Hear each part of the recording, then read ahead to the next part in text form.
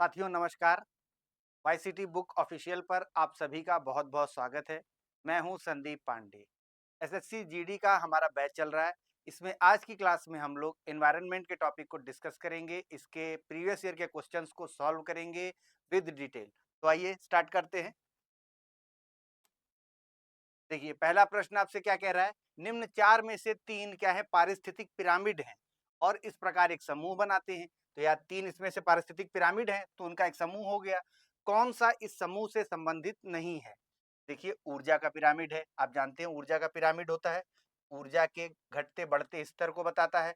Biomass का pyramid, संख्या का पिरामिड, और ये दिया हुआ है संस्कृति का पिरामिड। तो संस्कृति का पिरामिड इन चार में से क्या है, विषम है। बाकी तीन क्या है, पारिस्थितिक पिरामिड से संबंधित है। और संस्कृति का पिरामिड देखिए ये पारिस्थितिक पिरामिड से संबंधित नहीं है। ऊर्जा का पिरामिड, बायोमास का पिरामिड और संख्या का पिरामिड, ये क्या है, तीनों ही पारिस्थितिक पिरामिड को प्रदर्शित करते हैं। और संस्कृति का पिरामिड ये किसी विशेष क्षेत्र की संस्कृति और रीति रिवाज को प्रदर्शित करता है। तो इन तीनों से क्या है, अलग है, यही हमें बताना था। तो ऑप्शन बी टिक करेंगे। ठीक है, आगे देखिए, उपभोक्ता जो है हमारे, जो उपभोग कर रहा है, उपभोक्ता है, वो पोषक तत्वों के देखिए प्रतिधारण, प्रतिधारण यानी उनको ग्रहण करने के साथ साथ बेहतर गुणवत्ता वाले खाद्य पदार्थों की अपेक्षा भी करता है। ठीक है, ऑप्शन सी। चलिए नेक्स्ट देखिए, इसकी व्याख्या क्या कह रही है। उपभोक्ता पोषक तत्वों के प्रतिधारण के साथ बेहतर गुणवत्ता वाले खाद्य पदार्थों की अपेक्षा करते हैं।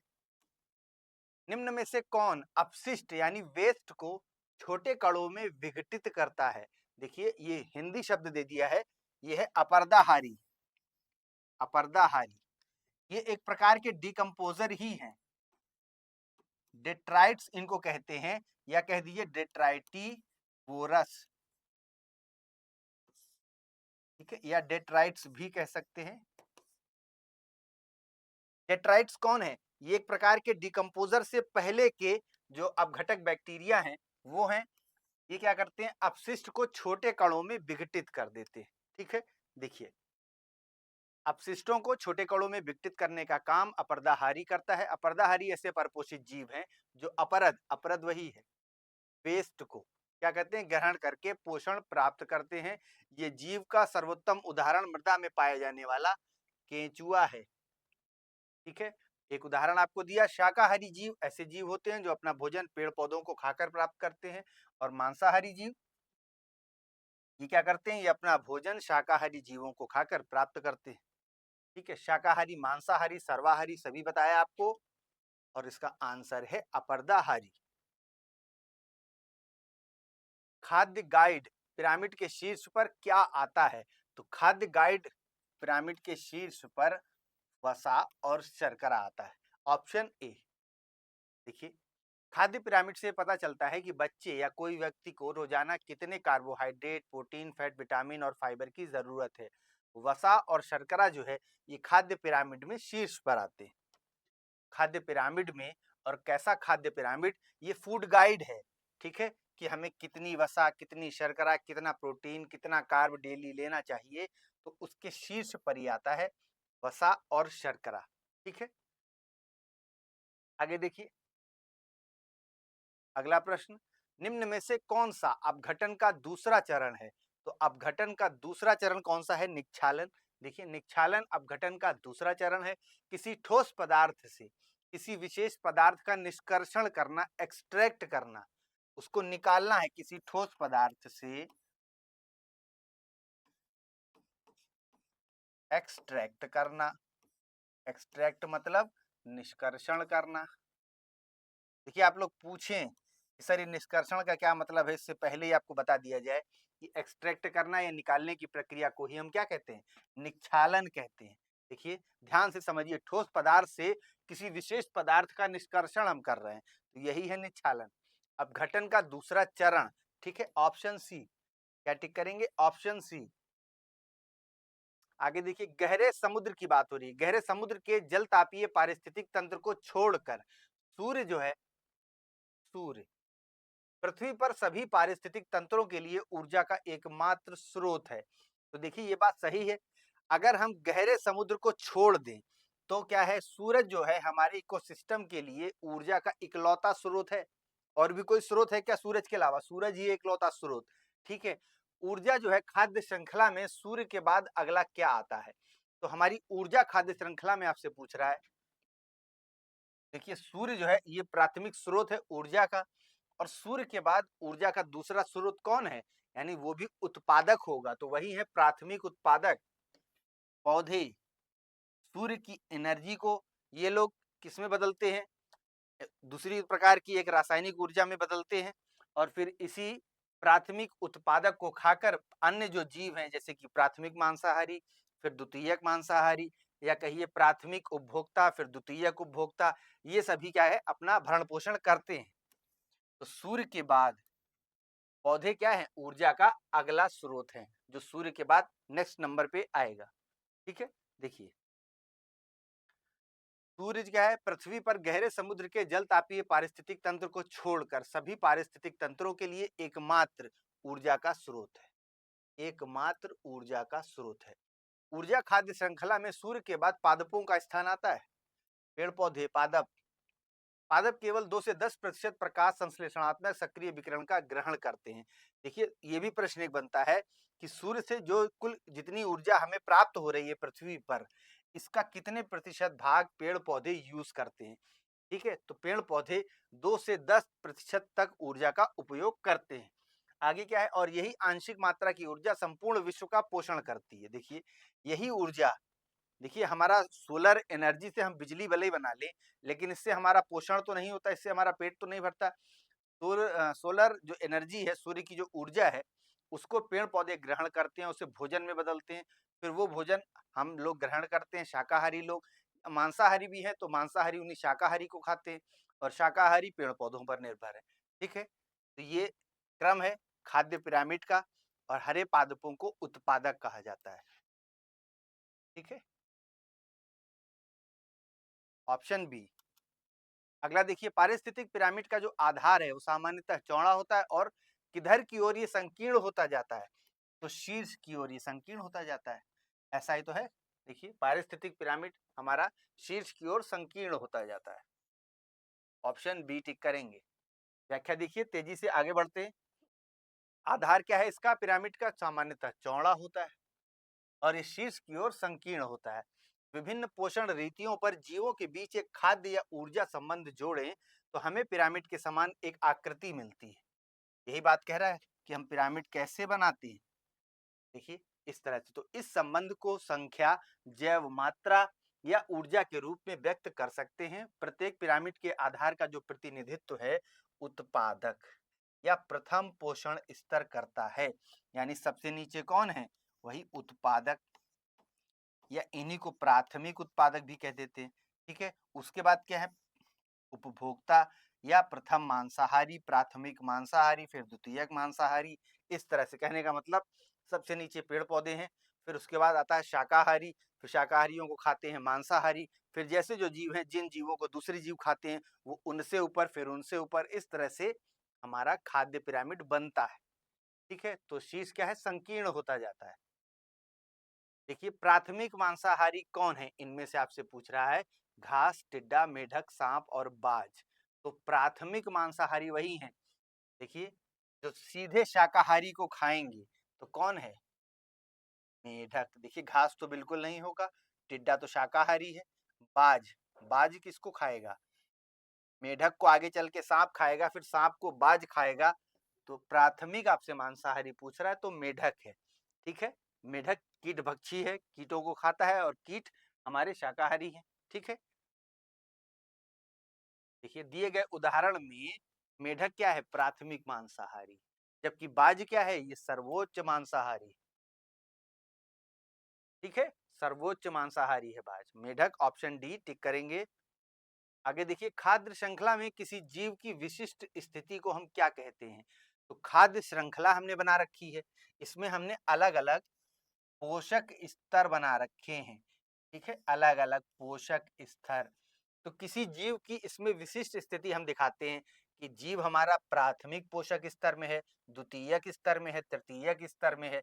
तो क्या है, यही पोषी स्तर या पोषक स्तर या कह लीजिए पोषण स्तर। तो ये क्या है, ये पोषण स्तर जो है खाद्य श्रृंखला में किसी जीव की विशिष्ट स्थिति को हमें बता रहे हैं। ठीक है, कि इस फलाने जीव की क्या स्थिति है, किस प्रकार का ये मांसाहारी है, प्राथमिक, द्वितीयक या सर्वोच्च, किस प्रकार का शाकाहारी है, प्राथमिक है, द्वितीयक है, कैसा है। ठीक है, तो ऑप्शन बी टिक करेंगे।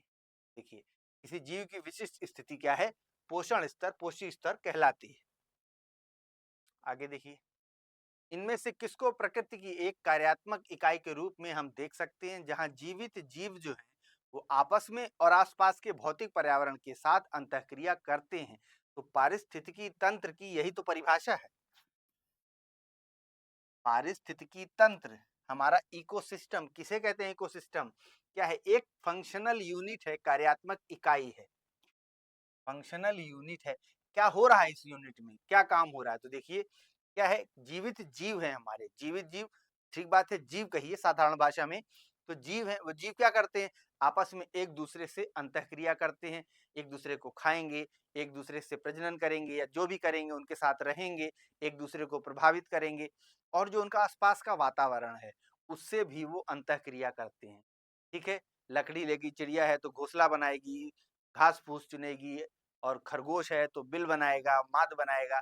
ठीक है, तो इस तरह से इकोसिस्टम की ये परिभाषा में पूछा भी जाता है आपसे कि क्या इसमें इकोसिस्टम में केवल जैविक घटक हैं, तो यहीं से आप समझ लीजिए इस बात को कि इसमें जैविक और अजैविक दोनों प्रकार के घटक शामिल हैं।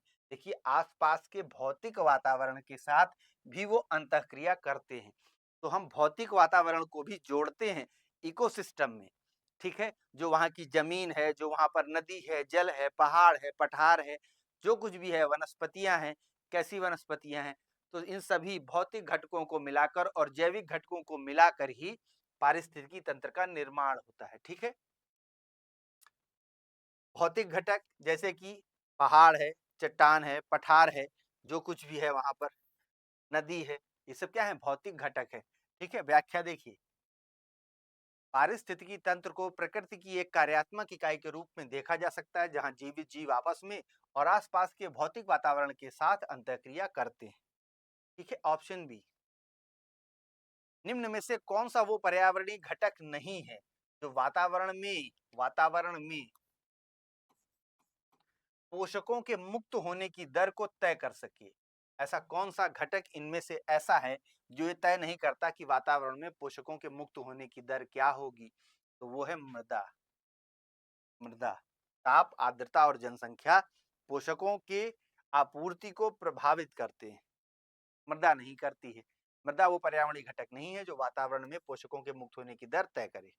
ठीक है, ऑप्शन बी, निम्न में से कौन सा पारिस्थितिकी तंत्र का एक अजैविक घटक नहीं है, तो आप बताइए कौन कौन से अजैविक घटक हैं। तो खनिज पदार्थ, देखिए खनिज पदार्थ भी पारिस्थितिकी तंत्र में इंक्लूड हो रहे हैं, इकोसिस्टम में सारी चीजें इंक्लूड हो रही हैं जो वहां पर पाई जाती हैं, जैविक हो चाहे अजैविक हो।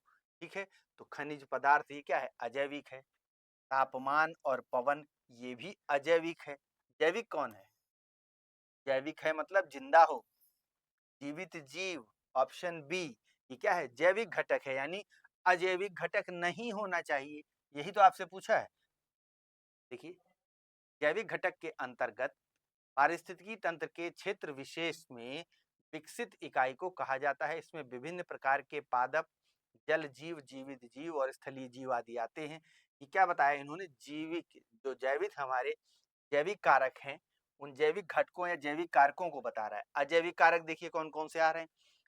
अजैविक कारक पारिस्थितिकी तंत्र का एक प्रमुख घटक है। इसमें पारिस्थितिकी तंत्र में मौजूद सभी गैर जीवित वस्तुओं को शामिल किया जाता है, जैसे खनिज पदार्थ, तापमान, मृदा, पवन। ठीक है, अब क्लियर है। चलिए ऑप्शन बी टिक करिए, आगे देखिए, अपघटित पारिस्थितिकी तंत्र और पारिस्थितिक स्थिरता के संरक्षण और पुनर्जनन के माध्यम से एक क्षेत्र के विकास की प्रक्रिया क्या कहलाएगी, तो विकास की प्रक्रिया क्या कहला रही है इस क्षेत्र की, पारिस्थितिकी विकास।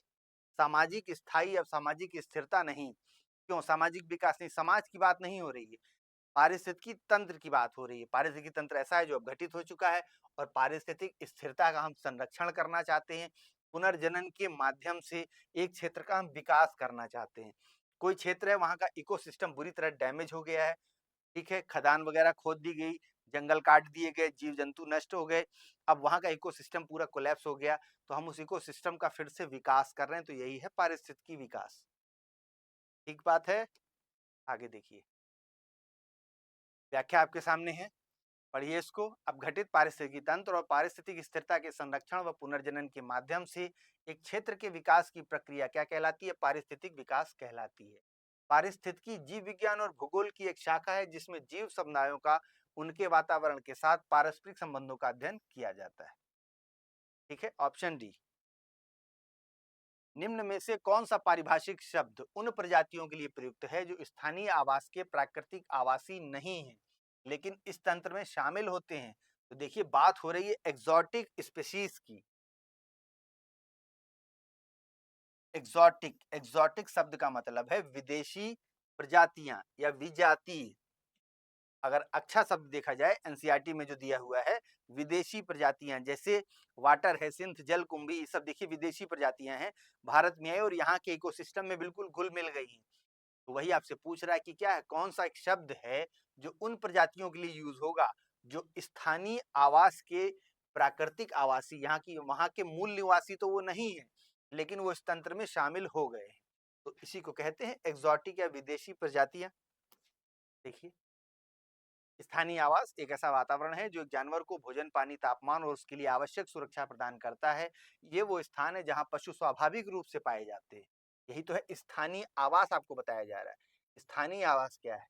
वहां वो स्वाभाविक रूप से पाए जाएंगे और वे प्रजातियां जो स्थानीय आवास में प्राकृतिक निवासी नहीं है लेकिन जैसे स्थानिक जीवों मजयवादी तंत्र में शामिल होते हैं, उन्हें विजातीय कहते हैं। व्याख्या थोड़ी सी मिसिंग है। हमने आपको बता दिया कि जो विदेशी प्रजातियां हैं जो वहां पर आ गई, वहां घुल मिल गई, वही क्या है? एग्जॉटिक प्रजातियां हैं। ठीक है, एजी टेंसले की बात हो रही है। 1935 में इन्होंने ही पारिस्थितिकी तंत्र की अवधारणा को प्रस्तुत किया था। ठीक है, फैक्चुअल क्वेश्चन है, ऑप्शन सी टिक करेंगे। आगे बढ़ते हैं।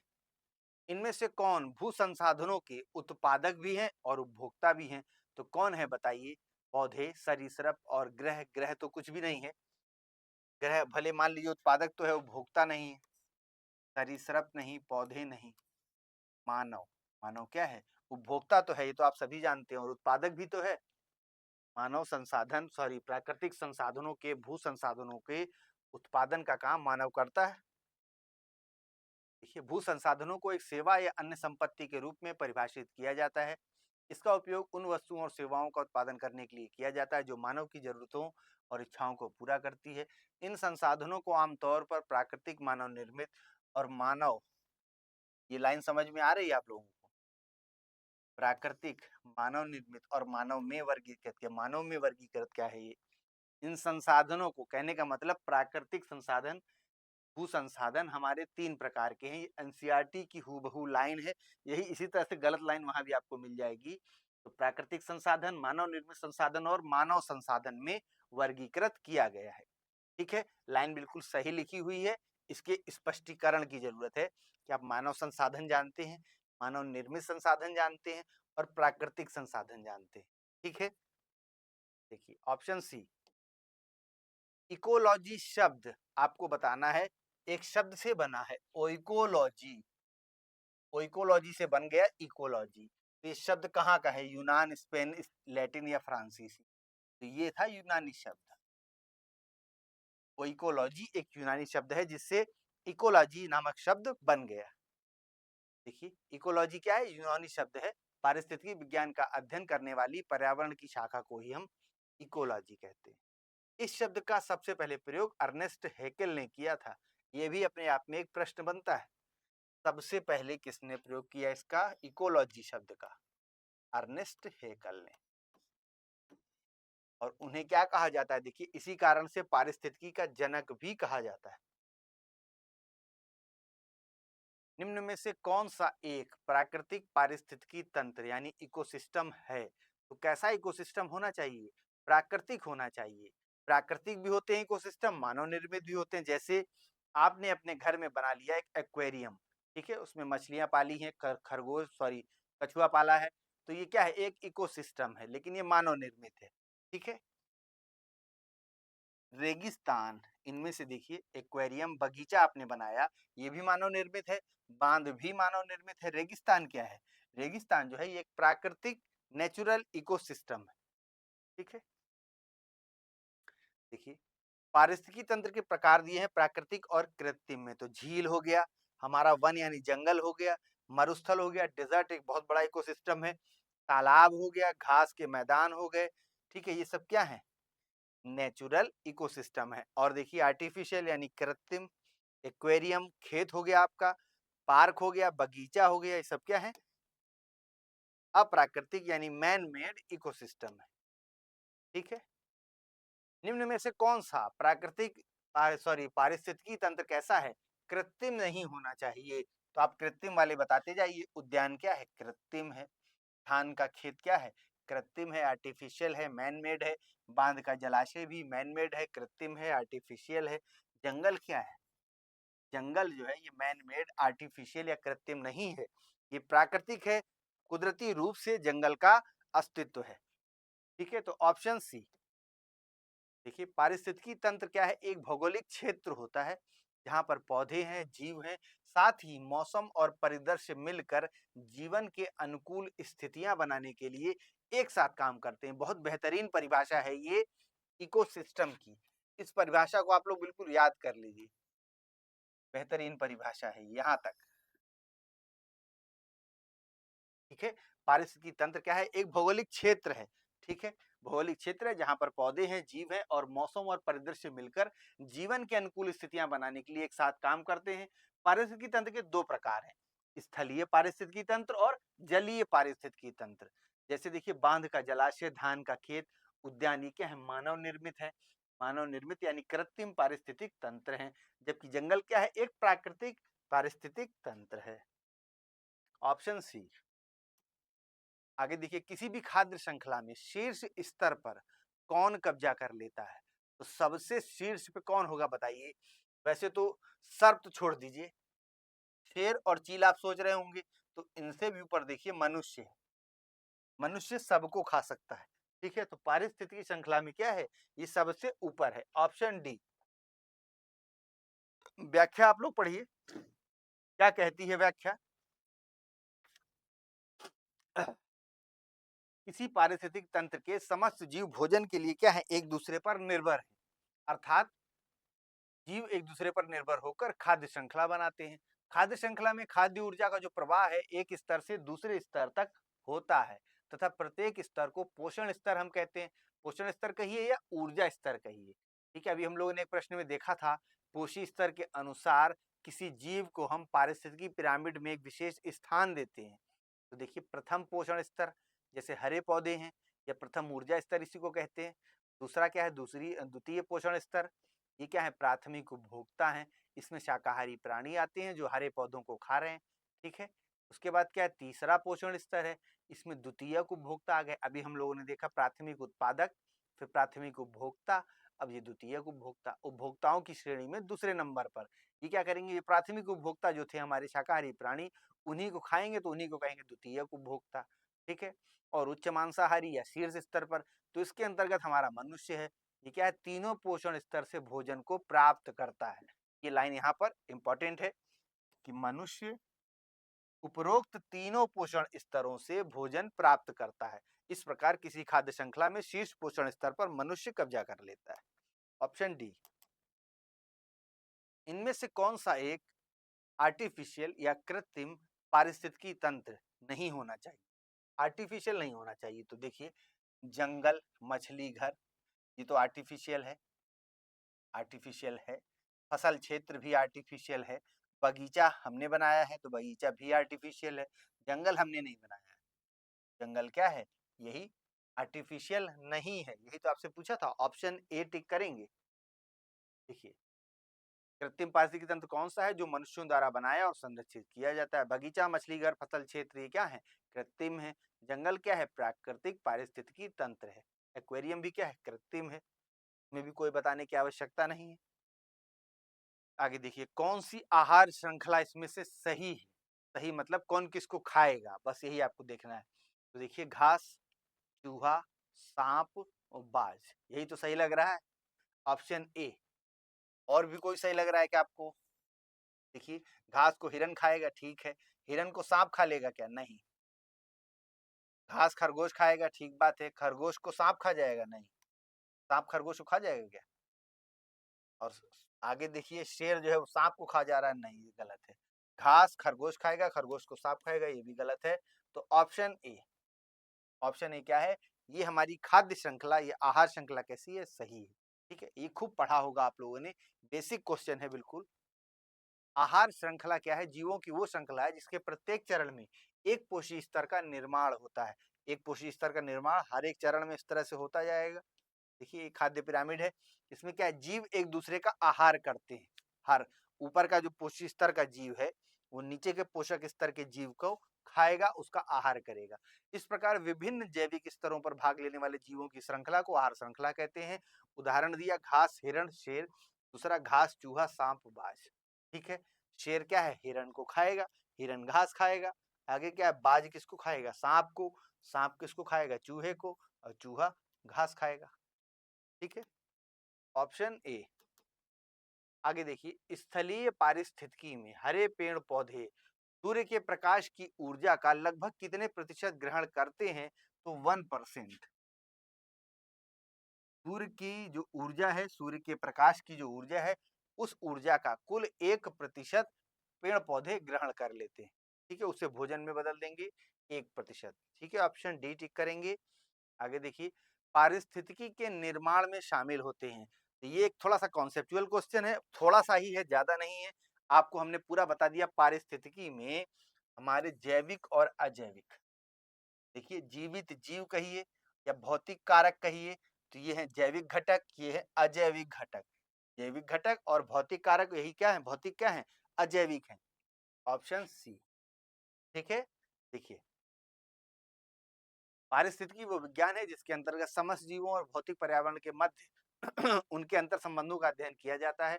पारिस्थितिकी तंत्र शब्द का पारिस्थितिकी तंत्र शब्द का सर्वप्रथम प्रयोग एजी टॉन्सले द्वारा 1935 में किया गया था। किसी पारिस्थितिकी के निर्माण में शामिल होते हैं, वही प्रश्न फिर से है। देखिए, सामाजिक घटक नहीं, समाज को नहीं ले आइए यहाँ पर, रासायनिक घटक भी नहीं ले आइए, और जैविक और प्रतिजैविक कुछ भी नहीं है। जैविक और अजैविक घटक, यही हम लोगों ने बार बार बात किया है, जैविक और अजैविक घटक, इन्हीं को मिलाकर एक इकोसिस्टम बनता है। ठीक है, आगे देखिए, पर्यावरण संरक्षण से संबंधित कुछ प्रश्न हम लोग देखेंगे। पर्यावरण की रक्षा की बात हो रही है, सबसे पहले इसके लिए यूज हुआ ट्रिपल आर या 3 आर। RRR, ये शब्द चर्चा में रहा है, पर्यावरण की नजर से, करंट की नजर से। तो बताइए क्या है ट्रिपल आर? रिड्यूस, रिसाइकल और रीयूज। क्या रिड्यूस करना है? जो हम वेस्ट निकाल रहे हैं इतना ज्यादा, तो उस वेस्ट को हम रिड्यूस करें, कम वेस्ट का उत्सर्जन करें, उसको रिसाइकल करें। यानी जो हमने, चलो निकल वेस्ट हमारा कम किया पहले हमने, फिर भी जो बहुत अनिवार्य रूप से वेस्ट हमारा पैदा हो रहा है, निकल रहा है, बन रहा है, उस वेस्ट को रिसाइकिल करिए और उसको रीयूज करिए, फिर से यूज करिए दोबारा। ठीक है, तो क्या होगा? हमारा ये पर्यावरण की रक्षा होगी। ट्रिपल आर यही है, ऑप्शन डी। देखिए, यूज करेंगे, रिसाइकल करेंगे और रीयूज करेंगे। इस नियम का उपयोग करने पर हम पर्यावरण में बढ़ रहे अपशिष्ट यानी वेस्ट को कम कर सकते हैं। ठीक है, और इनसे क्या होगा? पर्यावरण को हमारे नुकसान होने से बचाया जा सकता है। कौन सी मृदा संरक्षण की एक विधि नहीं है? तो देखिए, shelter belt, intercropping. Shelter belt जो है, कुछ तटीय क्षेत्र या अंदरूनी क्षेत्र भी जहां बहुत तेज वायु चलती है और मृदा कैसी है? बहुत नम नहीं है, मृदा सूखी है, तो मृदा को हवा के साथ क्या है? मृदा, हवा जो है मृदा को उड़ा ले जाती है, मृदा की ऊपरी परत हवा के साथ उड़ जाती है। तो वो कैसी परत है? ऊपरी परत उपजाऊ परत है, ऊपरी परत उपजाऊ परत है। तो शेल्टर बेल्ट हम बनाते हैं, कतारों में पौधों को लगाते हैं जिससे हवा के वेग को कम किया जा सके, वायु का वेग कम हो जाए और मृदा अपरदन ना हो। तो ये मृदा संरक्षण की एक विधि है। इंटरक्रॉपिंग आप जानते हैं, 2 या 2 से अधिक फसलें एक साथ उगाते हैं। रॉक डैम हम बनाते हैं मृदा संरक्षण के लिए। ओवर ग्रेजिंग, ये मृदा संरक्षण इससे नहीं होगा, बल्कि ये तो मृदा संरक्षण का खुद एक कारक है। ओवर ग्रेजिंग मतलब अति चराई। देखिए, हमारे जो पशु हैं घास खाते हैं, उनको चराने ले जाते हैं, तो उनकी चराई होती है, तो जिससे क्या होता है, मृदा का हानि होती है, मृदा की ऊपरी परत को नुकसान पहुंचता है और मृदा जो है, मृदा का निम्नीकरण होने लगता है। तो अगर आप चराई करिए तो ठीक है, अगर आप अति चराई कर रहे हैं, ओवर ग्रेजिंग कर रहे हैं, तो ये मृदा के लिए बिल्कुल नुकसानदायक है। बहुत सारे पशुओं के झुंड दिन रात देखिए खेत में दौड़ते रहेंगे तो उनके खुर से क्या होगा, मृदा की ऊपरी परत का विनाश होगा। मृदा अपरदन और क्षीणता क्या है, मृदा संसाधन के लिए दो मुख्य खतरे हैं। मानवीय और प्राकृतिक दोनों ही कारकों से मृदाओं का निम्नीकरण हो सकता है। मानवीय कारकों से होता है, प्राकृतिक कारक से तो हो ही रहा है। बाढ़ आ गई, भूकंप आ गया, ज्वालामुखी फट गया। तो मृदा के निम्नीकरण में सहायक कारक कौन कौन से हैं, कौन कौन से कारक हैं जो मृदा को खराब कर रहे हैं? वन उन्मूलन, वनों का नाश कर दिया, अतिचारण किया, रासायनिक उर्वरकों का अधिक प्रयोग किया, कीटनाशकों का बहुत प्रयोग किया, वर्षा दोहन, भूस्खलन और बाढ़, ये सब क्या है, मृदा के निम्नीकरण के प्रमुख कारक हैं। आगे देखिए, मृदा संरक्षण की कुछ विधियां बताई हुई हैं। इन विधियों को आप इन एनसीईआरटी में एक चैप्टर है मृदा करके, केवल वहां पर बिल्कुल पढ़ सकते हैं। बहुत डिटेल में बताया गया है।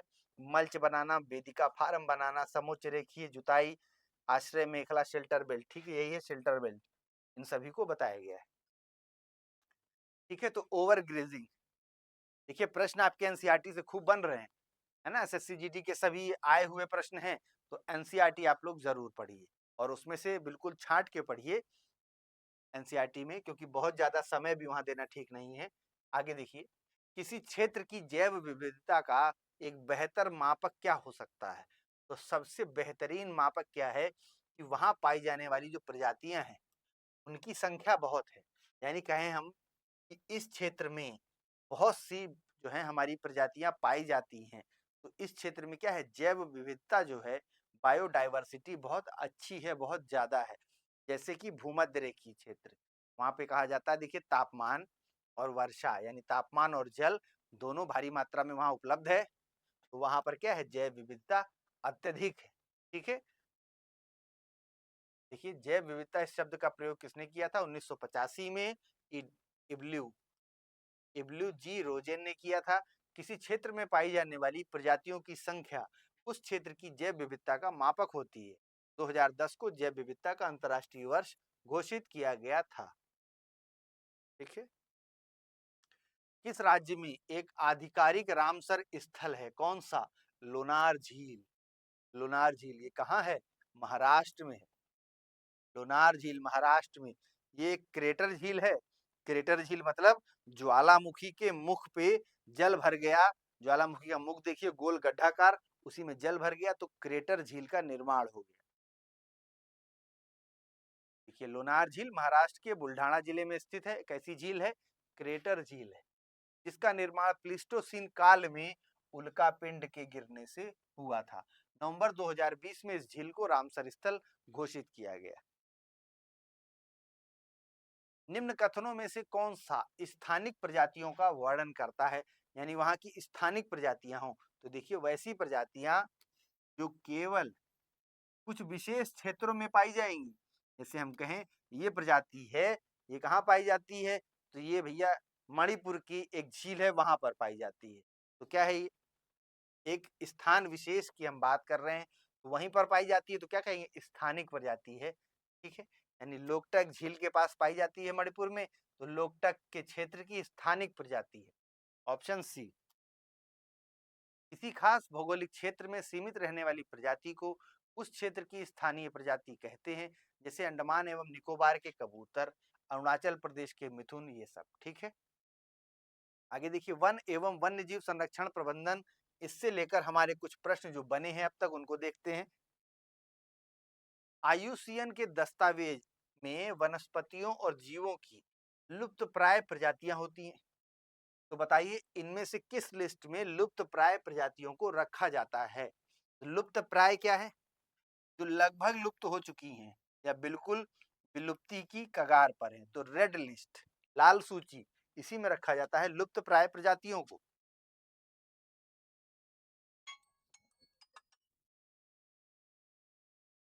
ठीक है, चलिए आगे देखते हैं।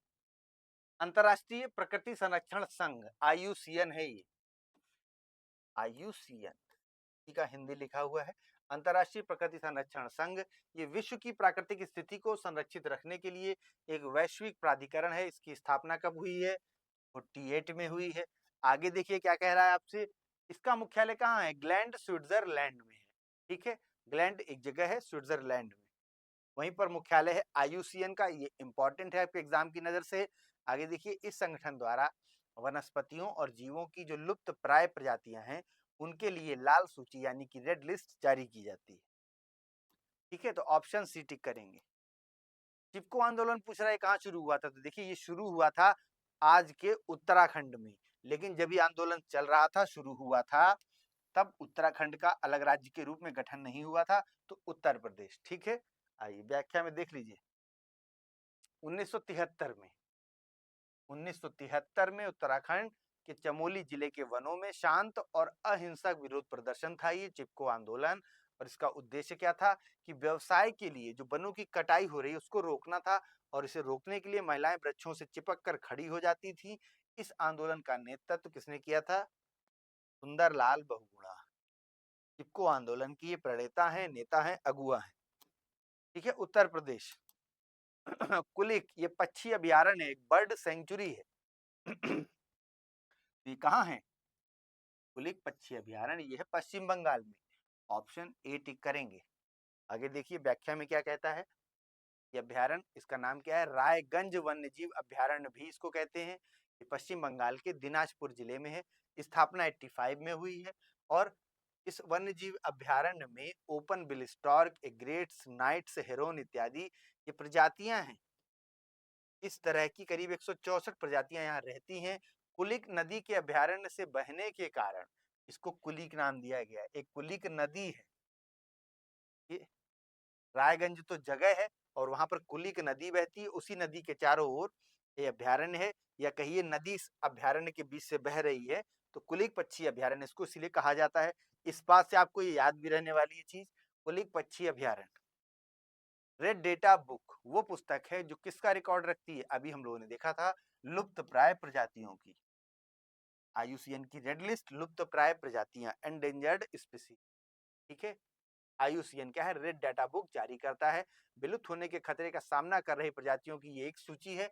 इसमें प्रजातियों को उनकी स्थिति के अनुसार कुल 9 श्रेणियों में रखा जाता है।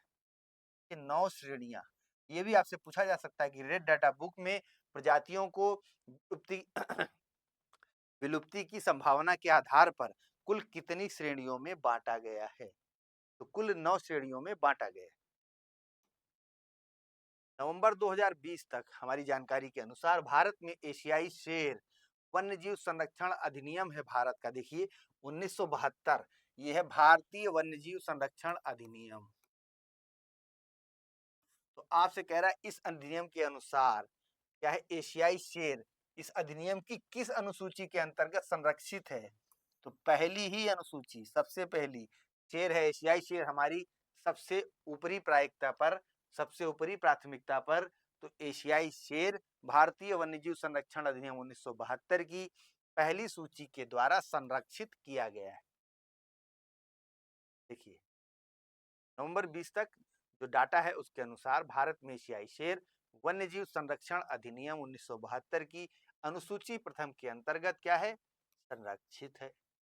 इस अनुसूची के तहत जो अन्य लुप्तप्राय प्रजातियां हैं उनको भी शामिल किया गया है, जैसे ब्लैक बक, हिम तेंदुआ। कहने का मतलब एशियाई शेर कोई इस अनुसूची में अकेला नहीं है, इसमें और भी देखिए प्रजातियां हैं जो बहुत ही महत्वपूर्ण हैं। कस्तूरी मृग, गैंडा, हिम तेंदुआ, ब्लैक बक, ये सभी भी इसके अनुसूची की प्रथम अनुसूची के अंतर्गत संरक्षित हैं। भारतीय सरकार द्वारा एशियाई शेर का वैज्ञानिक नाम दे रहा है, क्या है? Panthera leo persica, Panthera leo persica. अंतरराष्ट्रीय प्रकृति संरक्षण संघ, यही तो है IUCN, इसका फुल फॉर्म देख लीजिए, international union for conservation of nature, बिल्कुल सीधा सीधा नाम है। इसकी रेड लिस्ट में एशियाई शेर को एंडेंजर्ड यानी संकटग्रस्त श्रेणी में रखा गया है। भारत में वन संरक्षण अधिनियम कब पारित किया गया?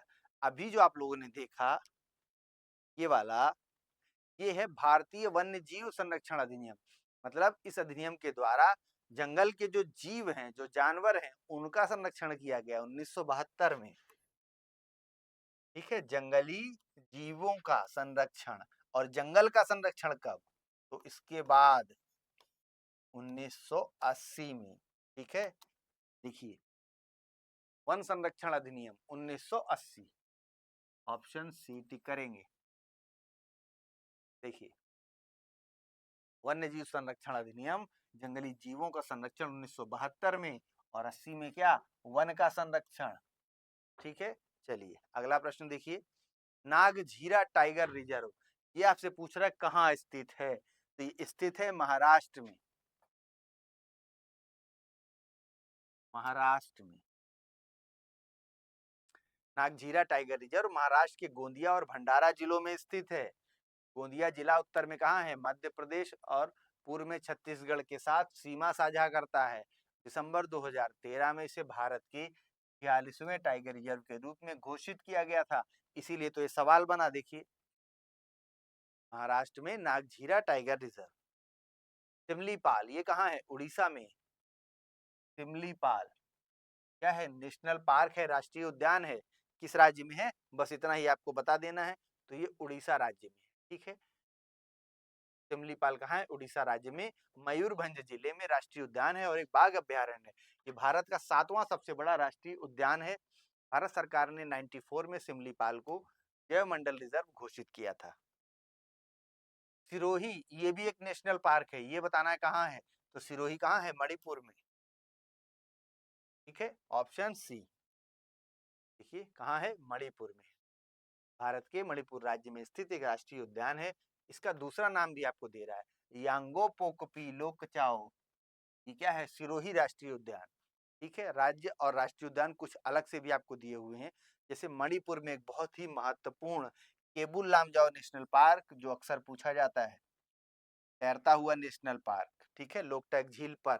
और पश्चिम बंगाल में नोरा वैली, ये एक नेशनल पार्क है। एक Buxa tiger reserve, Gorumara national park, Jaldapara national park, Orang national park, Dibru Saikhowa national park, ये कहाँ है? असम में। ठीक है, इनको भी याद रखिए। चलिए ऑप्शन सी आगे बढ़ते हैं। मुरलेन राष्ट्रीय उद्यान है, ये कहाँ है? ये मिजोरम में है। देखिए भारत के मिजोरम राज्य के चंफाई जिले में स्थित है।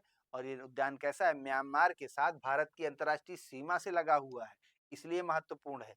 मिजोरम में एक अन्य राष्ट्रीय उद्यान भी है, फांगपुई। ये उतना इंपॉर्टेंट नहीं है फांगपुई, क्या कहते हैं, ब्लू माउंटेन पार्क के नाम से भी जाना जाता है। ठीक है, तो क्या टिक करेंगे? Option A. मेरे बताने से पहले भी अगर आप लोग आंसर बताएं तो ज्यादा बेहतर होगा। कुलिक पक्षी अभ्यारण्य, कुलिक अभी आप लोगों ने देखा था, ये पश्चिम बंगाल में है। यहीं पर क्या बह रही थी? कुलिक, एक नदी बह रही थी। Option D. देखिए MEE रिपोर्ट के अनुसार रायगंज पक्षी अभ्यारण्य, यही कुलिक पक्षी अभ्यारण्य है, ये भारत के टॉप 5 नेशनल पार्क में शामिल है। जल्दापाड़ा, रायगंज और सैंज वन्यजीव अभ्यारण्य, तीर्थन वाइल्ड लाइफ सेंचुरी और ग्रेट हिमालयन नेशनल पार्क, ये टॉप 5 भारत के नेशनल पार्क दिए हुए हैं, तो इनमें शामिल है। देखिए रायगंज वही कुलिक पक्षी अभ्यारण्य नंबर 2 पे दिख रहा है आपको। ठीक है, आगे देखिए, भारत में किस निर्जन द्वीप में, एक द्वीप है जो निर्जन है, मतलब जहाँ आबादी नहीं है, वहाँ क्या है? एक पक्षी अभ्यारण्य भी है, वहां पर बर्ड सेंचुरी है। देखिए ये है पिट्टी द्वीप। कहाँ है ये? अंडमान में ऐसे कुछ द्वीप हैं जो निर्जन है, और लक्षद्वीप में भी हैं। तो ये है लक्षद्वीप में। अब वहां है तो है, तो बस थोड़ा सा दिमाग में एक जगह फिक्स कर लीजिए, लक्षद्वीप में पिट्टी द्वीप। भारत के पश्चिमी तट पे देखिए लक्षद्वीप पश्चिमी तट से दूर है, यहीं पर है लक्षद्वीप। इसमें स्थित एक छोटा सा निर्जन द्वीप है जिसे पक्षी पिट्टी भी कहा जाता है। इस द्वीप में कोई मनुष्य निवास नहीं करता, बल्कि समुद्री पक्षियों के लिए एक महत्वपूर्ण घोंसला बनाने का स्थान है। ये भारतीय वन्यजीव संरक्षण अधिनियम 1972 द्वारा, देखिए इस अधिनियम द्वारा वन्य जीवों के संरक्षण के लिए बना अधिनियम 72 में, इसके द्वारा देखिए कितना पूरा एक द्वीप ही दे दिया गया है इसको, हमारे जो समुद्री पक्षी हैं, समुद्री जीव हैं उनको। तो बर्ड सेंचुरी एक निर्जन द्वीप पर, ये बिल्कुल इंपॉर्टेंट है। ऑप्शन ए टिक करिए। देखिए किस टाइगर रिजर्व को जुलाई 21 में क्या किया गया, संरक्षण सुनिश्चित बाघ मानक कंजर्वेशन एसोर्ड टाइगर स्टैंडर्ड का दर्जा प्रदान किया गया। ये मुदुमलाई टाइगर रिजर्व है, इसी को ये दर्जा प्रदान किया गया था 2021 में। देखिए सवाल भी बन गया नवंबर 21 में, इसीलिए तमिलनाडु का है ये मुदुमलाई टाइगर रिजर्व, इसको ये दर्जा प्रदान किया गया था। ये दर्जा क्या है, कैट्स का दर्जा, संरक्षण सुनिश्चित बाघ मानक, ठीक है, कंजर्वेशन एश्योर्ड टाइगर स्टैंडर्ड, बाघों के प्राकृतिक आवास को जांचने की अनुमति प्रदान करता है। अधिकृत रूप से 2013 में कैट्स को प्रारंभ किया गया था, और कैट्स का मुख्य उद्देश्य 2022 तक क्या करना है, बाघों की संख्या को दोगुना करना है। जैसे किसानों की संख्या को दोगुना करना था ना, वैसे बाघों की संख्या को दोगुना करना है, और उनके लिए प्राकृतिक आवास, एक सुरक्षित रूप से आवास उपलब्ध कराना है।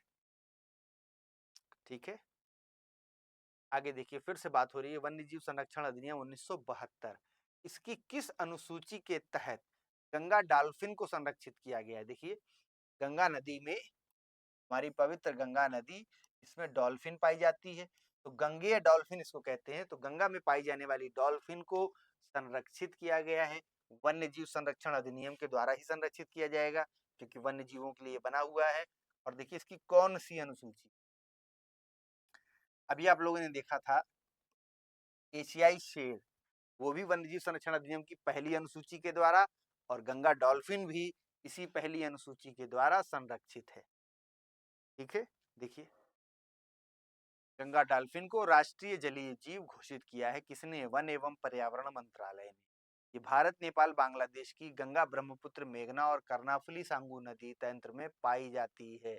इस पूरे नदी तंत्र में पाई जाती है, यानी ये नदियां और इसकी सहायक नदियों को मिलाकर जो पूरा एक क्षेत्र है, इसे भारतीय वन्यजीव संरक्षण अधिनियम 1972 की अनुसूची 1, अनुसूची बस आपसे पूछ रहा था, कहने का मतलब कितना इनको प्रायोरिटी दी गई है वो बात को जानिए, को संरक्षण दिया गया है। ठीक है, आगे क्या कह रहा है, गंगा डॉल्फिन क्या है, केवल स्वच्छ साफ सुथरे जलीय आवास में ही जीवित रह सकती है, इसीलिए तो ये गंगा में रहती है। इसका वैज्ञानिक नाम प्लेटनिस्टा गैंगेटिका है, गैंगेटिका वही गंगा से लिया गया। गंगा डॉल्फिन को IUCN की रेड लिस्ट में है, ये देखिए संकटग्रस्त है ये। और राष्ट्रीय स्वच्छ गंगा मिशन द्वारा प्रतिवर्ष 5 अक्टूबर को गंगा डॉल्फिन डे मनाया जाता है। कब मना रहे हैं, 5 अक्टूबर को क्या मना रहे हैं, गंगा डॉल्फिन डे। ठीक है, स्वच्छ गंगा मिशन द्वारा ये डे मनाया जाता है। तो पहली अनुसूची ऑप्शन सी। आगे देखिए, गिद्ध संरक्षण एवं प्रजनन केंद्र, ये निम्न में से कहाँ है, तो निम्न में से है पिंजौर हरियाणा। ऑप्शन ए टिक करेंगे, पिंजौर हरियाणा में है ये। गिद्धों के संरक्षण के लिए 2020 से 25 गिद्ध कार्य योजना, और इसका उद्देश्य क्या है, पशु चिकित्सा संबंधी जो ड्रग हैं इनकी बिक्री का विनिमय करना, विनिमय मतलब रेगुलेट करना, इन दवाइयों को हम रेगुलेट करेंगे। देखिए पशुओं को जो एंटीबायोटिक्स दी गई, उन्हीं के दुष्प्रभाव से ये माना जाता है कि गिद्धों की आबादी खत्म हो गई। तो इस कार्यक्रम के द्वारा यही काम किया जा रहा है कि पशुओं को दिए जाने वाले जो दवाइयां हैं उनको रेगुलेट किया जाएगा। ठीक है, क्या होगा, पशुधन का इलाज क्या होगा, केवल योग्य चिकित्सक करेंगे, है ना, अयोग्य अनक्वालिफाइड जो टीचर डॉक्टर्स हैं, पशुओं के वेटनरी डॉक्टर, वो अगर इलाज करेंगे तो उल्टी सीधी दवा देंगे, एंटीबायोटिक्स का गलत प्रयोग होगा, तो ऐसा ना होने पाए इसीलिए कार्यक्रम चलाया गया। और पिंजौर हरियाणा। विक्रमशिला गंगा डॉल्फिन वन्यजीव अभ्यारण्य, ये गंगा डॉल्फिन के लिए वन्य जीव अभ्यारण्य बनाया गया। उस वन्य जीव अभ्यारण्य का नाम क्या है? विक्रमशिला। देखिए विक्रमशिला कहाँ होगा? बिहार में। और गंगा भी गुजर रही है बिहार से ना, जानते हैं आप। ये क्या है, किस राज्य में स्थित है? बिहार में। बिहार में कहाँ है? भागलपुर जिले में। गंगा डॉल्फिन की सुरक्षा के लिए इसको बनाया गया है। और 2009 से भारत का राष्ट्रीय जलीय जीव है। ये बहुत इंपॉर्टेंट लाइन, इसको करते हैं रेड कलर से। गंगा डॉल्फिन 2009 से भारत का राष्ट्रीय जीव, तो आपको पता है, राष्ट्रीय जलीय जीव भी जानिए, ठीक है। राष्ट्रीय जलीय जीव, केवल इतने पॉइंट को यहाँ पर हाईलाइट करते हैं, राष्ट्रीय जलीय जीव। और स्वच्छ गंगा मिशन द्वारा 5 अक्टूबर को गंगा डॉल्फिन डे मनाया जाता है। ये चीज आप लोग देख चुके हैं।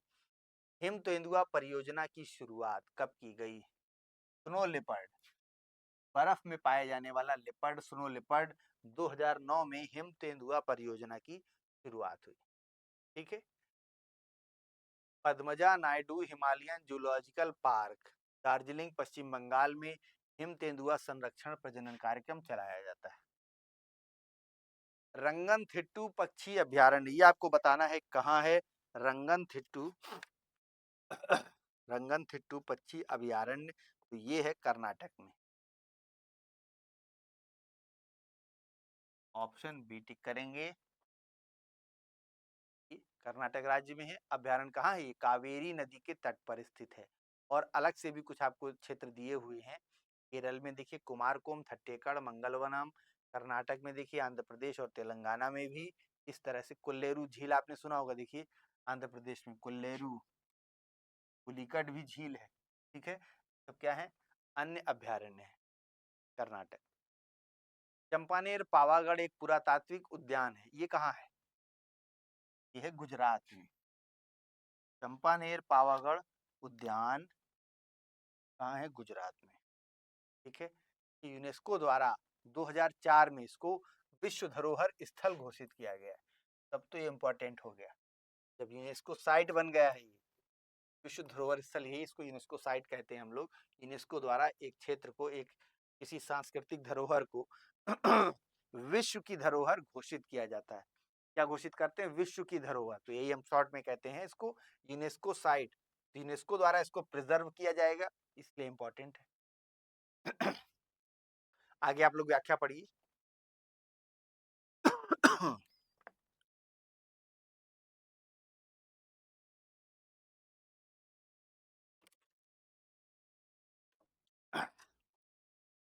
ये उद्यान क्या है? गुजरात के सुल्तान महमूद बेगड़ा द्वारा बनाए गए ऐतिहासिक शहर है चंपानेर, उसी के पास स्थित है। पावागढ़ की पहाड़ी लाल पीले रंग के चट्टानों से बनी है, जो भारत की सबसे पुरानी चट्टानों में से एक है। उसी के नाम पर है चंपानेर पावागढ़ अभ्यारण्य या पुरातात्विक उद्यान। देखिए, India state of forest report 2019 की बात हो रही है। ये रिपोर्ट पुरानी हो चुकी है, फिर भी इसके फैक्ट को जान लीजिए कि उस समय सर्वाधिक जो वन आच्छादित क्षेत्र था, कौन था? मध्य प्रदेश था। मध्य प्रदेश सर्वाधिक वन आच्छादित क्षेत्र था। कहने का मतलब एमपी में ही, मध्य प्रदेश राज्य में सबसे ज्यादा फॉरेस्ट एरिया था, सबसे ज्यादा फॉरेस्ट एरिया। जब हम लोग भारत की स्टेट ऑफ फॉरेस्ट रिपोर्ट पढ़ते हैं, तो इसमें आपको दो डाटा मिलता है। एक मिलता है वृक्ष आवरण और एक मिलता है वन आवरण। देखिए, वृक्ष तो हो सकता है लेकिन वो वन नहीं हो सकता। तो वन आवरण अलग है, वृक्ष अलग है। आपके घर के बाहर एक वृक्ष लगा हुआ है, पेड़ लगा हुआ है, वृक्ष आवरण में वो भी गिना जाएगा, ठीक है, सैटेलाइट से गिना जाएगा। वन नहीं है। एक दो या चार पेड़ भी आपके घर के बाहर हैं तो वो वन नहीं है, वन अलग चीज है। तो आप समझ रहे होंगे इस चीज को, वृक्ष आवरण और वन आवरण, ठीक है। तो सबसे ज्यादा वन आवरण यानी फॉरेस्ट एरिया किसके पास है? मध्य प्रदेश के पास है। प्रकाशित किया जाता है ISFR report, India state of forest report. और क्या है? 2 वार्षिक, 2 साल में एक बार आता है। वन आवरण के मानचित्र के साथ आता है। तो इसमें देखिए 2 फैक्ट दिया हुआ है। वन संपदा और वृक्ष संपदा, इसका आकलन किया जाता है और 87 से ये काम हो रहा है। आईएसएफआर 2019 जो है इस श्रृंखला में 16वीं रिपोर्ट है। ये भी एक फैक्ट है। 2019 में 16वीं रिपोर्ट आई थी। इसमें क्षेत्रफल के अनुसार मध्य प्रदेश में देश का सबसे बड़ा वन क्षेत्र है। ठीक बात है। इसके बाद अन्य राज्य हैं, उनको आप लोग देख सकते हैं। और 2 वर्षों में क्या हुआ है, पिछले इस रिपोर्ट 2021 के अनुसार पिछले 2 वर्षों में देश के कुल वन और वृक्षों से भरे हुए क्षेत्र में, यानी कुल वन आवरण और वृक्ष आवरण दोनों को मिलाकर 2261 वर्ग किलोमीटर की बढ़ोतरी हुई है। रिपोर्ट 2021 ये बता रही है। ठीक है, क्या टिक करेंगे? Option D. Bandipur national park आपसे पूछ रहा है कि ये किस राज्य में स्थित है। बांदीपुर, तो देखिए बांदीपुर कहाँ है, कर्नाटक राज्य में स्थित है। प्रोजेक्ट टाइगर के तहत 74 में टाइगर रिजर्व के रूप में इसको स्थापित किया गया था। और ये उद्यान कितना बड़ा है, देखिए 874 वर्ग किलोमीटर। कहाँ है ये? कर्नाटक राज्य में। चलिए आगे देखते हैं। प्रदूषण से संबंधित कुछ प्रश्न है। जीवाश्म ईंधनों के दहन के कारण उत्पन्न होने वाले प्रदूषण को कम करने का इनमें से क्या उपाय हो सकता है? देखिए जो हम अब फॉसिल फ्यूल जला रहे हैं, जीवाश्म ईंधन जला रहे हैं, का क्या है? Fossil fuel. Fossil fuel, fossil से समझ में आ रहा होगा। ठीक है, मृत जीवों की अवशेष है, उन्हीं से फ्यूल बन गया, ऑयल बन गया, कच्चा तेल जिसको कहते हैं। इसी से हमने पेट्रोल डीजल बनाया, इसी से कोयला वगैरह है। तो देखिए जीवाश्म ईंधनों के दहन के कारण जो प्रदूषण उत्पन्न हो रहा है, तो अगर हम क्या करें, ज्वलन प्रक्रिया की दक्षता को बढ़ा दें। देखिए प्रदूषण हो क्यों रहा है, ईंधन का दहन हो रहा है गाड़ी के इंजन में, वो दहन क्या है, 100% नहीं हो रहा है। तो जब भी ईंधन का दहन जितना कम होगा तो उतना ज्यादा धुआं और अन्य प्रदूषण निकलेंगे। जैसे देखिए लकड़ी हम चूल्हे में जला रहे हैं, धुआं निकल रहा है, लेकिन गैस हम जला रहे हैं उसमें कोई भी धुआं नहीं निकल रहा है। क्यों? क्योंकि उसमें ईंधन का जो दहन हो रहा है उधर लकड़ी चूल्हे की तुलना में अधिक हो रहा है। ईंधन का दहन अधिक दक्षता से हो रहा है, करीब 90% दक्षता से हो रहा है, यानी लगभग पूरा ईंधन जल जा रहा है। तो वही कहानी यहाँ भी है, इंजनों में भी। एक तो क्या है, इंजन में हम वायु इंजेक्ट करते हैं, तो वायु में नाइट्रोजन भी है। देखिए नाइट्रोजन की ऑक्साइड जो है ये अम्ल वर्षा एसिडिक रेन का कारक है। नाइट्रोजन की ऑक्साइड जो है वो सामान्य ताप पर नहीं बनते, करीब 700-800 डिग्री टेम्परेचर पर नाइट्रोजन के ऑक्साइड बनते हैं। तो ठीक है, अब यहाँ क्या हो रहा है, इंजन में तापमान अधिक है, वहां पर देखिए नाइट्रोजन के ऑक्साइड बन रहे हैं, CO2 gas, carbon monoxide gas, ये सब गैसें तो बनी रही हैं। तो अगर हम अपने ज्वलन प्रक्रिया की दक्षता को बढ़ा दें, उसकी एफिशिएंसी को बढ़ा दें, किसकी? इंजन की एफिशिएंसी को बढ़ाकर हम क्या कर सकते हैं, इन फॉसिल फ्यूल के द्वारा जो प्रदूषण हो रहा है उसको कम कर सकते हैं। तो देखिए BS4 BS6 ये जो गाड़ियों के मानक भारत सरकार द्वारा बनाए गए हैं, ये मानक क्या है, यही है। कंपनियों को फोर्स किया गया है, उनको ये कंपलसरी किया गया है कि आप इंजन में इस प्रकार के सुधार करिए जिससे क्या हो, पर्यावरण प्रदूषण कम से कम हो। ठीक है, जीवाश्म ईंधनों के जलने पर कार्बन, नाइट्रोजन, सल्फर के ऑक्साइड बनते हैं। ये अम्लीय ऑक्साइड होते हैं, इनसे अम्ल वर्षा होती है, हमारे जल और मृदा संसाधन प्रभावित होते हैं। जीवाश्म ईंधन के जलाने के कारण उत्पन्न प्रदूषकों की दक्षता में वृद्धि करके इसको कम किया जा सकता है। हानिकारक गैसों के वातावरण में पलायन को कम करने वाली बहुत सी तकनीकों द्वारा प्रदूषण को घटाया जा सकता है। ठीक है, ऑप्शन बी। सिंथेटिक उर्वरकों के अत्यधिक उपयोग से मृदा का निम्नीकरण होता है, यही तो काम होता है। सिंथेटिक उर्वरक कौन से हैं? जो हम लैब में बना रहे हैं, कंपनी में बना रहे हैं। इसके अलावा क्या है, प्राकृतिक उर्वरक हैं, जैसे कंपोस्ट खाद, गोबर खाद, ये सब। तो मृदा का निम्नीकरण होता है। ठीक है, इससे क्या होता है, मृदा में उर्वरकों की कमी हो जाती है। हम जो कचरा उत्पन्न करते हैं, जो कचरा या वेस्ट हम जो पैदा कर रहे हैं, हम यानी इंसान, तो किस प्रकार का होता है बताइए, बायोडिग्रेडेबल या नॉन बायोडिग्रेडेबल, जैव निम्नीकरणीय या अजैव निम्नीकरणीय? तो हम दोनों प्रकार का वेस्ट पैदा कर रहे हैं। ठीक है, तो एक और दो दोनों, हम बायोडिग्रेडेबल वेस्ट भी पैदा कर रहे हैं। आप जानते हैं बहुत सा ऐसा वेस्ट है जो बायोलॉजिकली डिग्रेड हो सकता है और नॉन बायोडिग्रेडेबल की मात्रा ज्यादा है। और दिक्कत इसी से है, जो डिग्रेड नहीं हो रहा है। जो डिग्रेड हो रहा है उससे कोई प्रॉब्लम नहीं, उससे तो हम खाद बना लेंगे, बायोगैस संयंत्र लगा लेंगे, बहुत सा काम कर लेंगे। ठीक है, तो एक और दो दोनों। हम जो कचरा उत्पन्न करते हैं वो क्या है, जैव निम्नीकरणीय, यानी कि खाद्य पदार्थ हो, जैविक पदार्थ हो, उसी को तो कह रहे हैं जैव निम्नीकरणीय। फलों के छिलके, लकड़ी हो गई, फर्नीचर हो गया, ये सब। और अजैव निम्नीकरणीय देखिए प्लास्टिक सबसे भयानक। नॉन बायोडिग्रेडेबल में प्लास्टिक हो गया, रबड़, कांच, नायलॉन, रेयान, थर्माकोल, थर्माकोल, ये सब तमाम चीजें हैं जो डिग्रेड नहीं होंगी। ठीक है, ऑप्शन डी।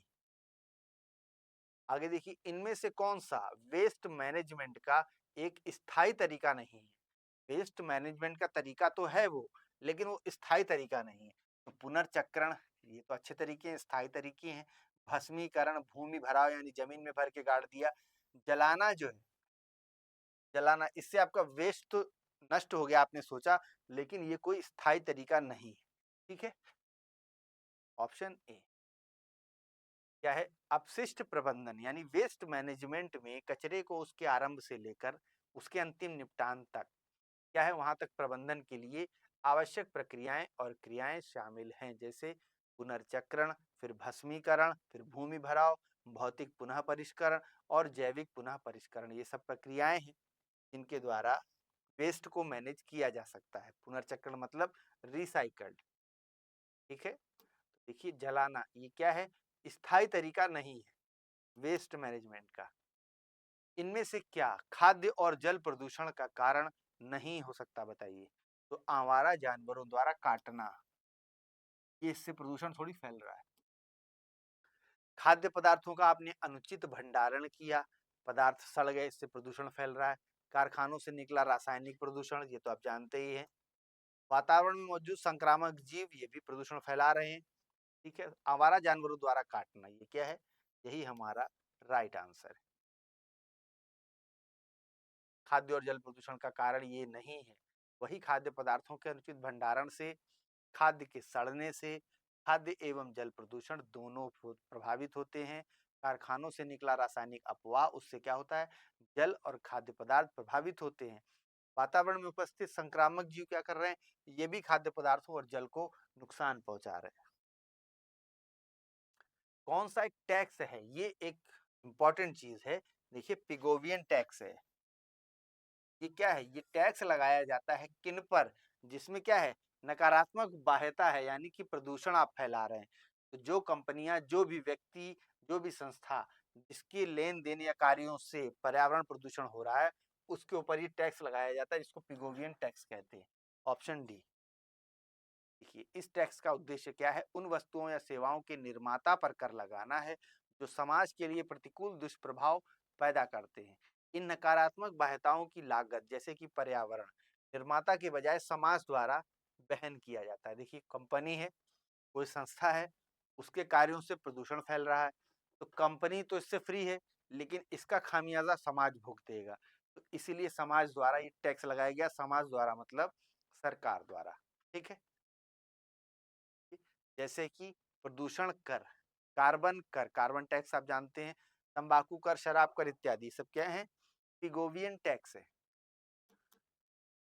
सीपीसीबी की बात हो रही है। सीपीसीबी केंद्रीय प्रदूषण नियंत्रण बोर्ड, इसका गठन देखिए जल अधिनियम 1974 के द्वारा, जल अधिनियम 1974 के द्वारा सीपीसीबी का गठन किया गया था।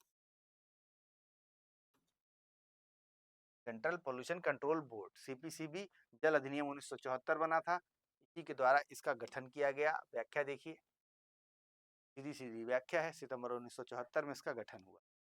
कार्बन मोनोऑक्साइड के बारे में बताना है, कौन सा कथन गलत है? तो क्या है? ये जीवन रक्षक गैस है।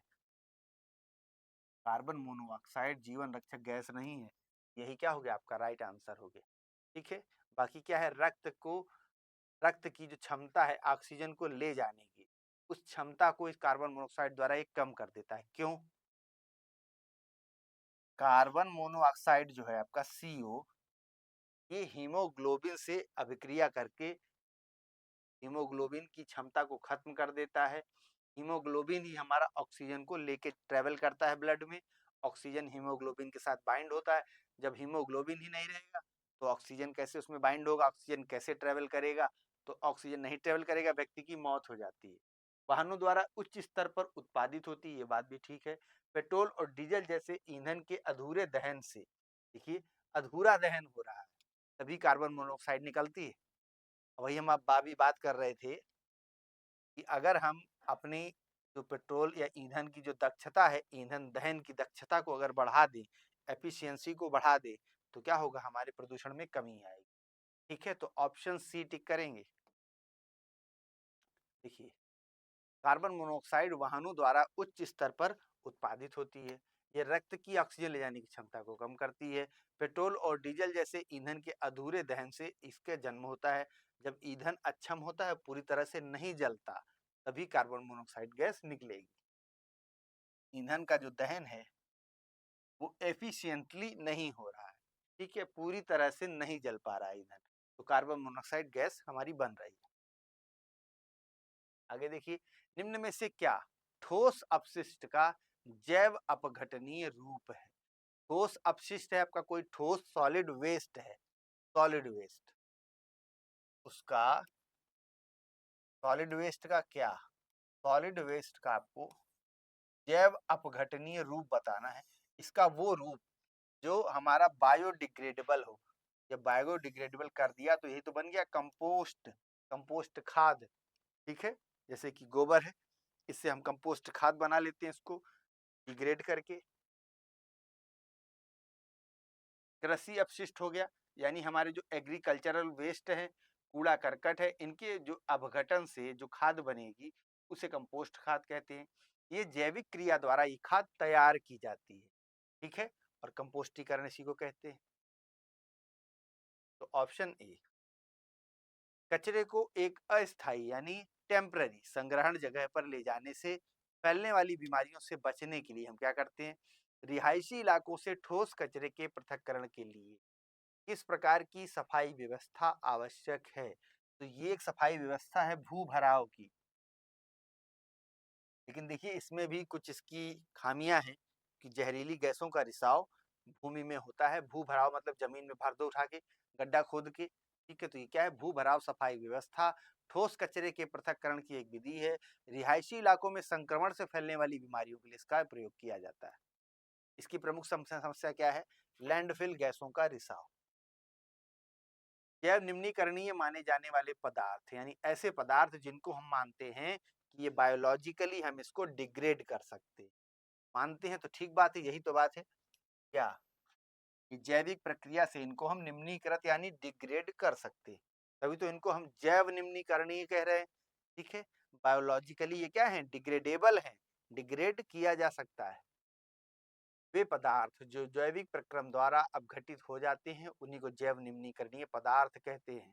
जैसे कि घास, फूल, फल, छिलका, लकड़ी, घास, कोई भी ऐसी चीज जो जैविक सामग्री से बनी हो, यानी वो चीज कभी जीवित थी, उससे आप बनाइए तो वो चीज क्या है, जैसे कि देखिए कागज। ठीक है, कागज क्या है, पेड़ पौधों से ही बनता है, इन्हीं की लकड़ी लुगदी बनाकर, तो क्या है, बायोडिग्रेडेबल है। ठीक है, ऑप्शन सी। ग्लोबल वार्मिंग से संबंधित कुछ प्रश्नों को देखिए। जब वातावरण में CO2 यानी कार्बन डाइऑक्साइड में वृद्धि हो जाएगी तो इसके कारण क्या होगा, ग्लोबल वार्मिंग होगी, भूमंडलीय तापन होगा। ठीक है, ऑप्शन सी। ये तो कोई बताने की बात ही नहीं है। CO2 की, जब वातावरण में कार्बन डाइऑक्साइड CO2 एमिशन में वृद्धि होगी तो ग्लोबल वार्मिंग होती है। क्यों होता है ऐसा, देखिए, हमारी जो पृथ्वी है ये सोलर रेडिएशन, सूर्य के प्रकाश से दिन भर गर्म होती है। अब रात में क्या होता है, रात में इंफ्रारेड वापस पार्थिव विकिरण होता है, ये जो हीट है हमारी, ये वापस अंतरिक्ष में धीरे धीरे विलीन होती है। अब अगर पृथ्वी का जो वायुमंडल है, देखिए वो गैसों का बना हुआ है, पृथ्वी गैसों के आवरण से ढकी हुई है। इसमें कुछ गैसें ऐसी हैं जो इस वापस जा रही हीट को एब्जॉर्ब कर लेती है, जैसे कि CO2 और मीथेन। देखिए, मीथेन का प्रतिशत, इस पे बहुत आजकल बात चल रही है इसी कारण से, लेकिन इन गैसों का प्रतिशत हमारे एटमॉस्फेयर में बहुत कम है। कुदरती रूप से आप देखेंगे CO2 का परसेंट, ठीक है, सीधे सीधे कई एग्जाम में पूछा गया है, अभी इसी कारण से पूछा गया है। उसको पूछने का रीजन यही है क्योंकि CO2 के कहा जाता है इसको कि ये हीट अब्जॉर्बिंग गैस है, ग्लोबल वार्मिंग को ये गैस प्रमोट कर रही है, तो CO2 का परसेंटेज बहुत कम है। ठीक है, देखिए दिया हुआ है 0.038% कुल गैस ये पाई जाती है हमारी सभी गैसों में से। ठीक है, और यही गैस क्या है, हीट को एब्जॉर्ब करती है, इसी कारण से ग्लोबल वार्मिंग होती है। तो हमें कहा जा रहा है कि CO2 की मात्रा को कम करिए। ठीक है, प्रकाश संश्लेषण के लिए सबसे महत्वपूर्ण ये गैस है। अगर CO2 को कम करेंगे तो पेड़ पौधे हमारे कैसे जिएंगे, उन्हीं के लिए है ये, है ना। वो CO2 को एब्जॉर्ब करते हैं और क्या करते हैं, प्रकाश संश्लेषण करते हैं, ऑक्सीजन पैदा करते हैं। ठीक है, तो ऑप्शन सी देखिए, निम्न में से किसे ग्रीन हाउस गैस के रूप में नहीं जाना जाता है। तो ग्रीन हाउस गैसें वही हैं जो क्या करें, जो पृथ्वी से हीट वापस जा रही है उसको जाने नहीं दे रहे हैं, उसको एब्जॉर्ब कर ले रही हैं। वो गैसें कंबल की तरह काम करती हैं, जैसे कंबल उड़ा दिया हो पृथ्वी को एक। तो CO2 आपने अभी देखा था, CO2 तो है ही, मीथेन भी है, CH4। मीथेन मीथेन की जो ग्रीन हाउस इफेक्ट है इसके द्वारा वो बहुत ज्यादा है। असली समस्या यही है, मीथेन। ठीक है, ऑक्सीजन तो नहीं है, ऑक्सीजन ग्रीन हाउस इफेक्ट पैदा नहीं करती है। जलवाष्प है, जलवाष्प क्या है, वाटर वेपर, वही आपका H2O, इसके वेपर्स के रूप में मौजूद है। इसी से देखिए बादलों का निर्माण होता है, इनके संघनन से बादल बनेगा, फिर वर्षा होगी। तो H2O में भी ये गुण है कि वो हीट को एब्जॉर्ब करता है। देखिए पानी है, पानी तो हीट को एब्जॉर्ब करेगा ही, और पानी बहुत देर तक हीट को एब्जॉर्ब करता है। क्यों? क्योंकि पानी की गुप्त ऊष्मा है, उसमें गुप्त रूप में वो ऊष्मा इकट्ठी होती रहेगी, फिर फाइनली पानी वेपोराइज होगा, आगे बढ़ेगा। जलवाष्प भी क्या है, एक ग्रीन हाउस गैस है, मीथेन भी है, CO2 भी है, ऑक्सीजन नहीं है। यही तो आपसे पूछ रहा था, कौन सी ग्रीन हाउस गैस नहीं है? ऑक्सीजन नहीं है। और इसके लिए देखिए ग्रीन हाउस प्रभाव के लिए जिम्मेदार प्रमुख गैसों में CO2 है, मीथेन है, नाइट्रस ऑक्साइड है, वही नाइट्रोजन के ऑक्साइड बन रहे हैं। जलवाष्प और फ्लोरिनेटेड गैस जो सिंथेटिक हैं वो भी इसमें शामिल है। सिंथेटिक गैसें बहुत सी हैं, फ्लोरिनेटेड गैस। ठीक है, तो ऑक्सीजन। कौन सा ग्रीन हाउस गैस इसमें से नहीं है बताइए? तो देखिए CO2, नाइट्रस ऑक्साइड, मीथेन अभी आपने देखा है, तीनों क्या हैं, ग्रीन हाउस गैसें हैं। आर्गन नहीं है। अब जब वायुमंडल की गैसों का संगठन पढ़ते हैं तो उसमें आर्गन को भी पढ़ते हैं, निष्क्रिय गैस है, ये ग्रीन हाउस गैस नहीं। ठीक है, CO2, नाइट्रस ऑक्साइड ये सब है इत्यादि क्या है, ग्रीन हाउस गैसें। आर्गन नहीं, ऑप्शन डी। विविध में देखिए मिसलेनियस में कौन से क्वेश्चन है, फिर हम लोग एनवायरनमेंट के पोर्शन को यहाँ कंप्लीट करते हैं। शक्ति या ऊर्जा, ऑब्लिक का निशान लगाइए। शक्ति या ऊर्जा का सर्वाधिक दृश्य रूप जिसे प्रायः आधुनिक सभ्यता में प्रगति से पहचाना जाता है, कि भैया डेवलपमेंट का यही तो निशान है, वो क्या है इनमें से बताइए, कौन किस प्रकार की ऊर्जा है जिसको कहें डेवलपमेंट है? यह बिजली, कोयला, तेल, जीवाश्म ईंधन ये तो पुराने हो गए। ठीक है, और इनसे पर्यावरण प्रदूषण भी बहुत हो रहा है। तो क्या है, बिजली। बिजली कैसी है, आज के समय में क्या है, प्रगति यानी डेवलपमेंट का सबसे बड़ा सूचक है बिजली, ऑप्शन बी।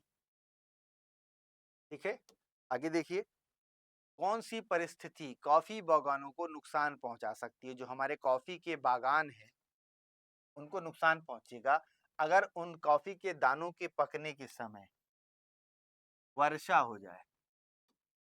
ठीक है, और वर्षा इनको वैसे तो कितना चाहिए, 150 से 250 सेंटीमीटर, मतलब एक अच्छी खासी बारिश चाहिए।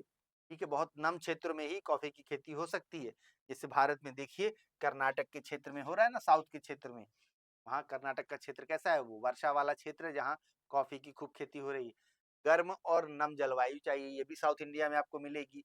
जलवायु कैसी है, गर्म है, भूमध्य रेखीय क्षेत्र है, वहीं पर कॉफी की खेती ज्यादा होती है। तो भूमध्य रेखीय क्षेत्र में तापमान हमेशा आपको 25 डिग्री 30 डिग्री मिलेगा, और जलवायु नम रहेगी क्योंकि वर्षा बहुत अधिक होती है। दोमट मिट्टी चाहिए, दोमट नहीं, दोमट,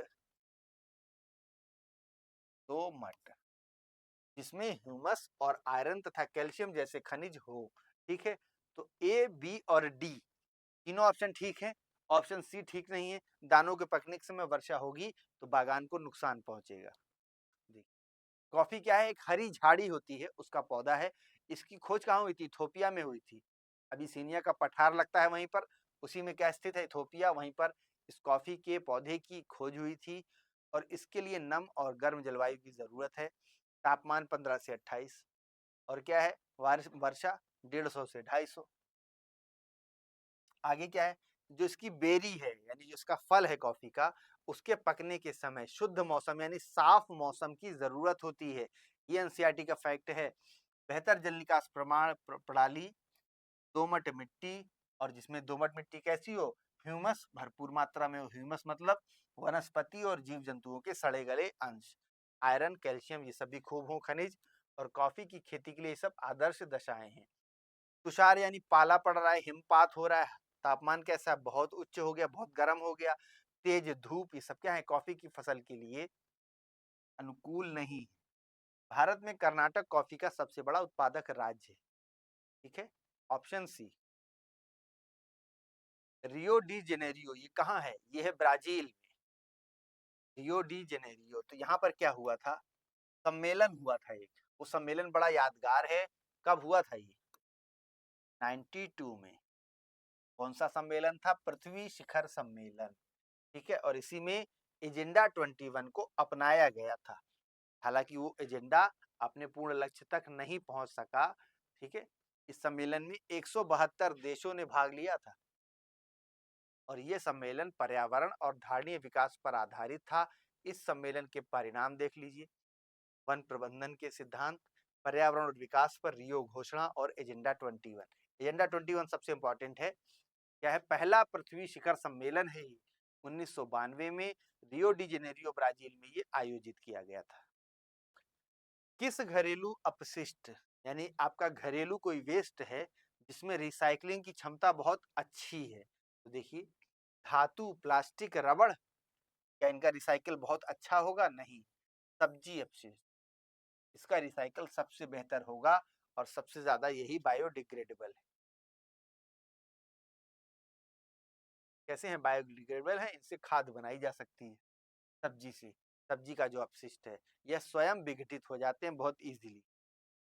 मनुष्य, वनस्पति और जीव जंतु, मत्स्य, पशुधन आदि जीव मंडल से प्राप्त संसाधन जिनमें जीवन हो, वो क्या कहलाते हैं बताइए, उनमें जीवन है तभी तो जैव संसाधन कहते हैं।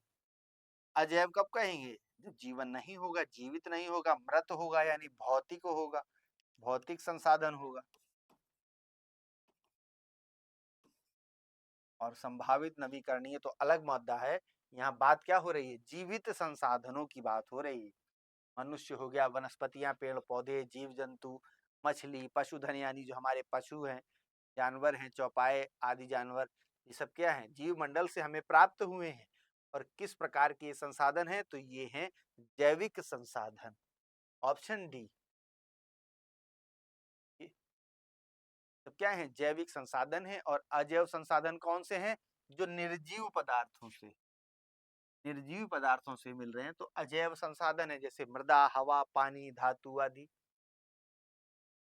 92 में ब्राजील की राजधानी है रियो डी जेनेरियो, जो ये मैंने देखा था। इसमें यूएनसीईडी, यूनाइटेड नेशंस की कन्वेंशन हुई थी। इन्होंने ही किस घोषणा पत्र पर हस्ताक्षर किए थे, तो यही है एजेंडा 21, पहला पृथ्वी शिखर सम्मेलन 1992। ठीक है। यूएनसीडी की बैठक में एजेंडा 21 को अपनाया गया था। देखिए, वर्ष 92 में ब्राजील के शहर रियो डी जेनेरियो में यूएनसीडी में एजेंडा 21 पर हस्ताक्षर किया गया। इसी सम्मेलन को पृथ्वी शिखर सम्मेलन के नाम से जाना जाता है। ठीक बात है। तो साथियों, इसी के साथ हमारा एसएससी के लिए एनवायरनमेंट का जो पोर्शन था, पर्यावरण एवं पारिस्थितिकी का, ये पोर्शन यहाँ पर कंप्लीट होता है। हम लोगों ने स्टार्टिंग से सभी क्लासों को बारी बारी से इसी प्रकार से कंप्लीट किया है। आप स्टार्टिंग से अगर देखेंगे, प्लेलिस्ट हमारे चैनल पर मौजूद है। सबसे पहले हम लोगों ने एंशिएंट हिस्ट्री के पार्ट को कवर किया, इसके बाद मेडाइवल हिस्ट्री, फिर मॉडर्न हिस्ट्री। इसके बाद हम लोगों ने पॉलिटी के पार्ट को कंप्लीट किया, जो एक बहुत बड़ा पोर्शन था। और इसमें कॉन्सेप्ट के साथ साथ आपको पीवाईक्यू क्लासेस भी कराएगी। पॉलिटी के बाद हम लोगों ने वर्ल्ड ज्योग्राफी, फिर उसके बाद इंडियन ज्योग्राफी के पार्ट को कवर किया। इसके बाद हमारा नंबर आया है इकोनॉमिक्स का, तो हम लोगों ने अर्थव्यवस्था से संबंधित करंट को लेते हुए करीब 500 क्वेश्चंस को सॉल्व किया है। और इकोनॉमी के बाद ये हमारा पोर्शन था फिजिक्स, केमिस्ट्री और बायो का। तो भौतिक विज्ञान, रसायन विज्ञान और जीव विज्ञान, इन तीनों पार्ट्स को हम लोगों ने इसी प्रकार से कवर किया है। समय जरूर ज्यादा लगा है। और उसके बाद लास्ट पोर्शन आज हमारा था पर्यावरण और पारिस्थितिकी का। तो यहीं पर देखिए आपकी एसएससी जीडी का बैच कंप्लीट होता है। मिलते हैं नेक्स्ट क्लास में। Thank you.